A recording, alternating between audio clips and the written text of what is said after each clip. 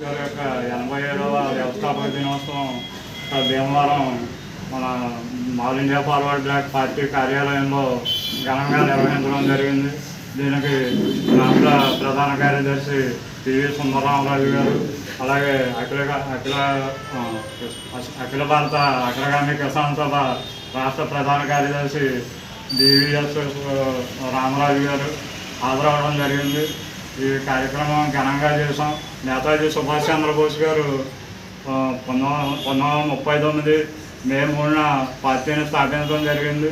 అలాగే 1940 జూన్ 22న దాన్ని ఆయన ప్రకటించడం జరిగింది. ఈ పార్టీ ముఖ్య ఉద్దేశం ఏంటంటే నేతాజీ గారి ఆశయాలు, నేతాజీ గారు సమసమాజ స్థాపనకు, అలాగే అంతరాలు లేని సమాజాన్ని స్థాపించాలని ఆయన గట్టిగా కృషి చేశారు. అప్పట్లోనే స్వతంత్రం కోసం అధికారిగా పోరాటం చేశారు.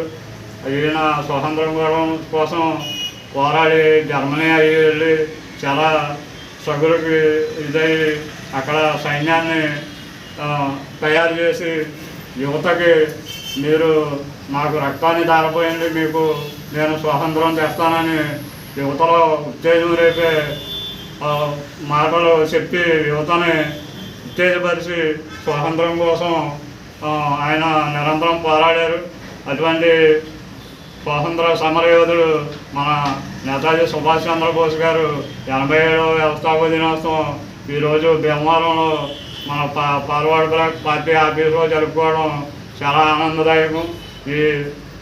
ఈ కార్యక్రమానికి ఇచ్చేసిన మా పార్టీ కార్యకర్తలకి, అలాగే వివిధ సంఘాల నాయకులకి అందరికీ ఆల్ ఇండియా ఫార్వర్డ్ బ్లాక్ తరఫున కృతజ్ఞతలు తెలియజేస్తున్నాం.